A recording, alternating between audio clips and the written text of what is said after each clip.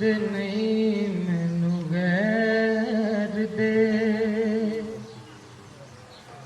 ਬੋਲ ਚੰਗੇ ਲੱਗਦੇ ਨਹੀਂ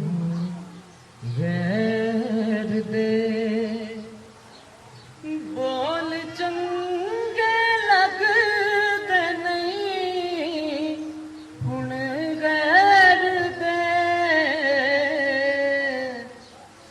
ਉਹ ਸੁਣ ਲਈਆਂ ਜਦ ਤੋਂ ਸਜਣ ਦੀਆਂ ਬੋਲੀਆਂ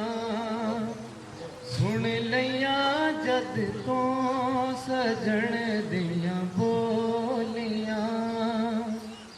ਪੜ ਲਿਆ ਜਿਨ੍ਹਾਂ ਨੇ ਮੁਖੜਾ ਯਾਰ ਦਾ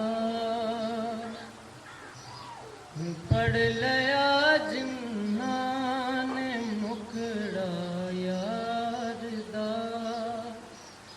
ਪੜ ਲਿਆ ਜਿਨ੍ਹਾਂ ਨੇ ਮੁਖੜਾ ਯਾਰ ਦਾ ਉਹਨਾਂ ਨੇ ਮੁੜ ਕੇ ਕਿਤਾਬਾਂ ਖੋਲੀਆਂ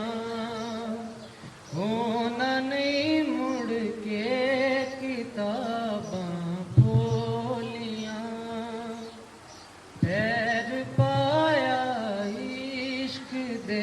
ਵੇੜੇ ਜਿਨ੍ਹਾਂ ਪੈਰ ਪਾਇਆ ਇਸ਼ਕ ਦੇ ਵੇੜੇ ਜਿਨ੍ਹਾਂ ਇਸ਼ਕ ਨੇ ਫੜ ਕੇ ਥੱਲਾਂ ਵਿੱਚ ਰੋਲੀਆਂ